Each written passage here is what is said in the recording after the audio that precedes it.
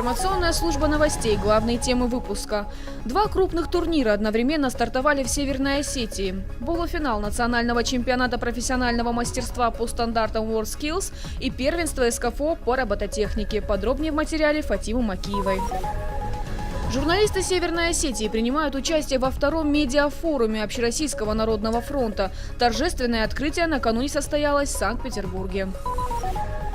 Сотни представителей казачьих обществ всего региона собрались в столице Северной Осетии. Главная задача – внеочередные выборы нового атамана. Эти и другие новости далее подробно. Рабочая молодежь со всего Северного Кавказа съехалась в эти дни в Северную Осетию. Здесь проходит полуфинал национального чемпионата профессионального мастерства по стандартам WorldSkills. В фестивале принимают участие около 300 студентов и экспертов. Рабочие площадки соревнований расположены на базе Дворца спорта «Манеж». Накануне в день открытия чемпионата в республику прибыли заместитель министра образования и науки России Александр Климов и замминистра по делам Северного Кавказа Михаил Развожаев.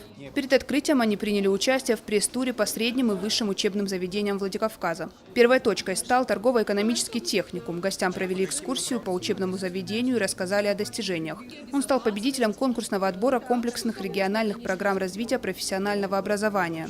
Позже гостей ждали в Северокавказском горно-металлургическом институте. Их пригласили в музей геологии и горного дела вуза, где ознакомили с редкими горными породами и минералами со всего мира. Особое внимание замминистров привлек макет студенческого городка СК ГМИ, который собрали учащиеся архитектурно-строительного факультета. На проекте представлена вся территория вуза. А сотрудники металлургического факультета продемонстрировали инновационные технологии по переработке металлов. В научном центре «Баспик» гостей ознакомили с приборами ночного видения. Еще одним пунктом стал Северо-Остинский государственный университет в Центре физики и технологий наноструктур, где проводится комплекс научных исследований по наноматериалам. Александру Климову и Михаилу Развожаеву продемонстрировали редкие приборы, которые студенты используют для опытов. На юрфаке делегаты ознакомились с работой юридической клиники СОГУ, которая проводит бесплатные консультации для жителей республики. Последним объектом стал музей древности Алании. По завершению пресс-тура замминистров отправились на праздничное открытие чемпионата WorldSkills. Во Дворце спорта «Манеж» все собравшиеся приветствовали участников соревнований со всех регионов СКФО. Председатель правительства Республики Сергей Такоев отметил престижность проведения чемпионата такого уровня и пожелал всем участникам ярких побед. Для нас сегодня большая честь, что полуфинал WorldSkills Russia в Северокавказском округе проводится сегодня во Владикавказе. Рабочие площадки подготовлены для соревнований по 20 компетенциям, наиболее востребованным на рынке труда Северной Осетии. Среди них плиточники, графические дизайнеры, каменщики, электрики, модельеры, парикмахеры, флористы, автомеханики и другие. Сегодня все площадки лично посетил глава республики Таймураз Мамсуров. Эксперты каждой компетенции рассказали ему, как будут оценивать работу участников. Особое внимание главы привлекла компетенция каменщик. Бог создал землю, все остальное каменщики. Так оно и есть. В рамках компетенции каменщик участникам необходимо выложить копию Брестской крепости. Задание ориентировано на наш юбилей Победы. Поэтому здесь представлена цифра 41-45 год и георгиевская ленточка. И сама вот эта вот арка, она символизирует крепость, символизирует оборону Отечества, что мы выдержали большую войну и успели в ней победить. Для участия в форуме, помимо команд из регионов СКФО, в республику прибыли и молодые специалисты из Москвы, Ростовской области, Татарстана и Южной Осетии. Большинство соревновательных площадок обустроены в Манеже, а соревнования спасателей, трактористов-механизаторов пройдут в Тамиске и Ордоне. По результатам полуфинала во Владикавказе будет сформирована сборная команда СКФО для участия в финале национального чемпионата в Казани. Лучшие участники войдут в состав сборной России. В этом же году примут участие в финале WorldSkills International в Бразилии.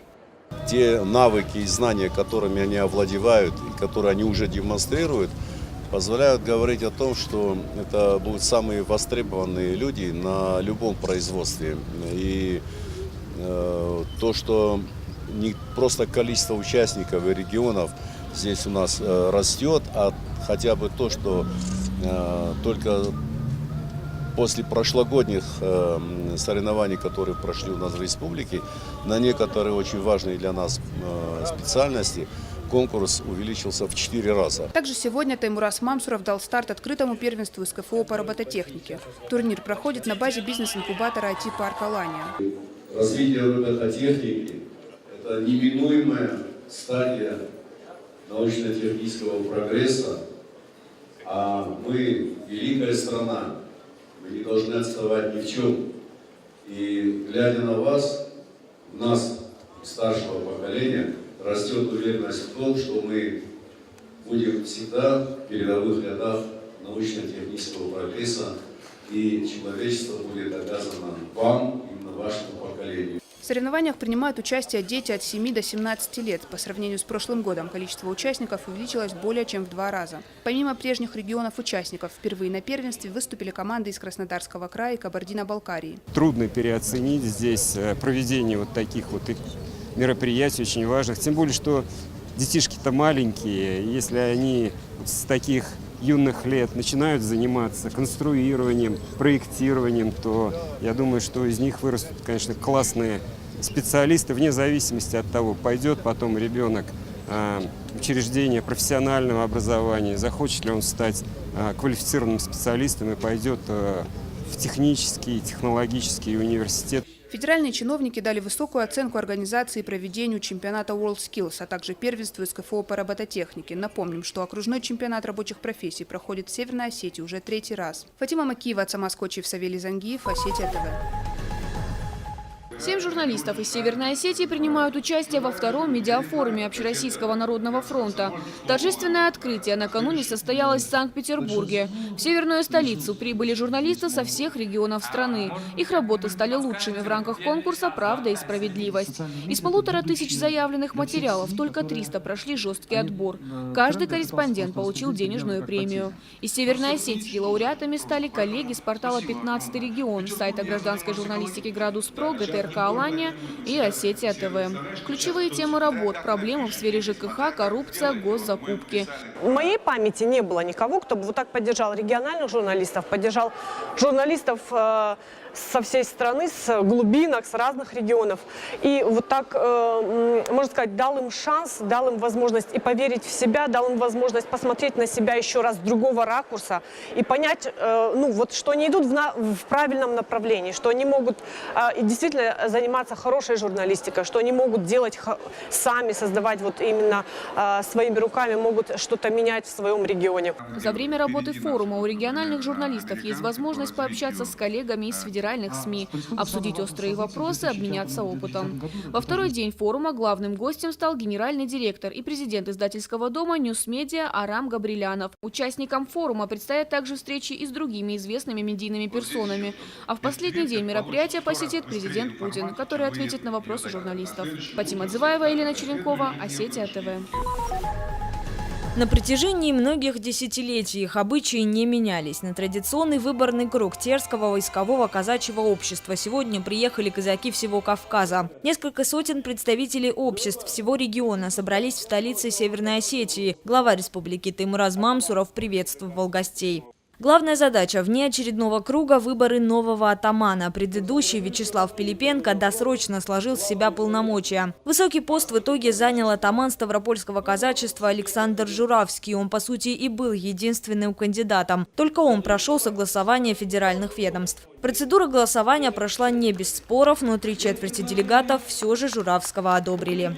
По словам избранного атамана, сейчас необходимо работать над законодательной базой в области развития казачества. Она активно ведется в Северной Осетии и в Ставропольском крае. В других регионах необходимо наращивать. Кроме того, планируется создание казачьих культурных центров. Какие шаги бы не предпринимались, главное – сохранить казачью идентичность. Мы знаем славные традиции нашего российского казачества. Мы знаем его не остановленный никем ежедневный подвиг в труде и в ратных делах, в воспитании младшего поколения.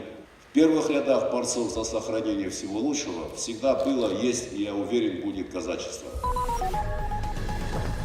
Часовую знамени Победы. В Северной Осетии стартовала всероссийская акция, приуроченная к 70-летию Победы. Она призвана увековечить народный подвиг в Великой Отечественной войне. Красное знамя, водруженное 1 мая 1945 года над Рейхстагом советскими воинами, является официальным символом разгрома фашистской Германии. Первыми возле копий святой для страны реликвии стали учащиеся общеобразовательной школы номер 22. Теперь старшеклассники будут нести здесь свою вахту памяти. Сегодня стартует акция, посвященная Дню Победы. Значит, акция идет под значит, знаменем Победы. И сегодня произошла передача этого знамени этой школе. Я считаю, что это является знаменательная акция ко Дню Победы. И вот такие акции, они значит, в душах детей развивают патриотизм, уважение к старшим, к победе нашей Родины над фашистской Германией. Эти мероприятия, которые сегодня мы видели вместе с вами, они еще раз подтверждают, значит, то, что мы не забываем своих, значит, предков, которые отстояли эту победу на фронтах Великой Отечественной войны.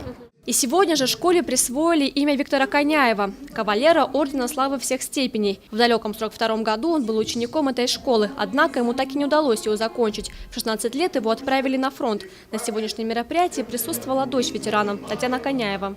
Я с таким теплом, с таким волнением сегодня пришла на этот праздник, потому что эта школа является как бы, вот как для вас. Вы пришли в первый класс в школу, а потом уходите в 11-й. Она ваша остается родная, ваш дом. Вот такая школа была 22-я для моего папы. Патриотическая акция пройдет во всех общеобразовательных учреждениях республики. В каждой школе будут организованы почетные караулы у Знамени Победы. А 9 мая копии знамени будут пронесены в праздничном параде в Москве. Тома Вальева, Олег Рамонов, Осетия ТВ. Мне абсолютно ничего не нужно.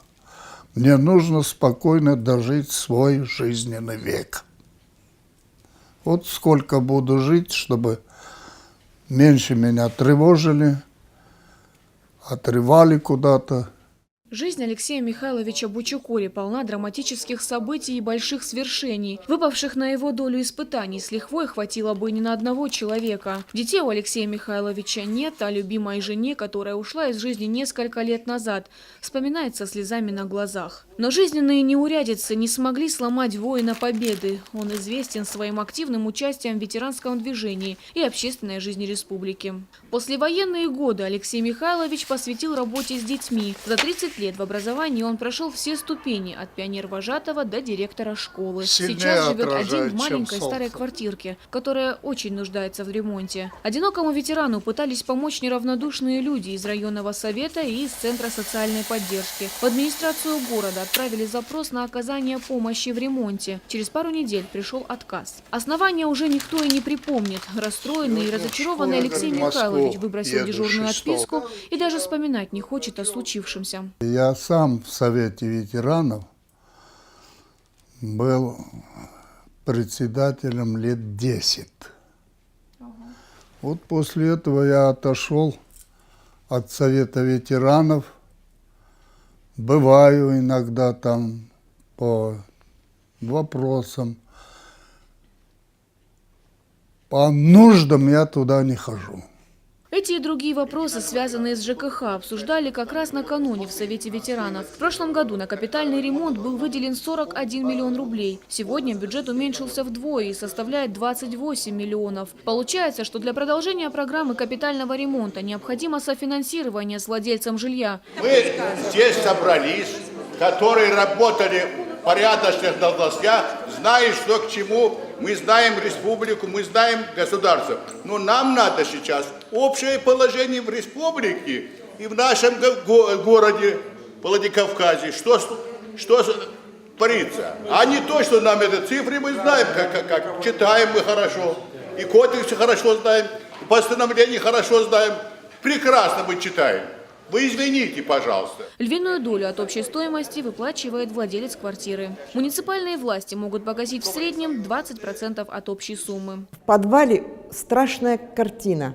Заливает. Мы вызываем аварийную, приезжают, просят деньги у нас.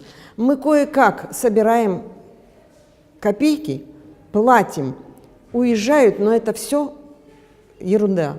Надо капитально обратиться к начальству, к руководству, чтобы они обратили внимание на наш дом. Ветераны недовольны ни сроками реализации программы, ни качеством обслуживания многоквартирных домов. Пока одни с энтузиазмом пытаются добиться советской справедливости, другие пытаются просто жить. Как он, Алексей Михайлович Бучукури.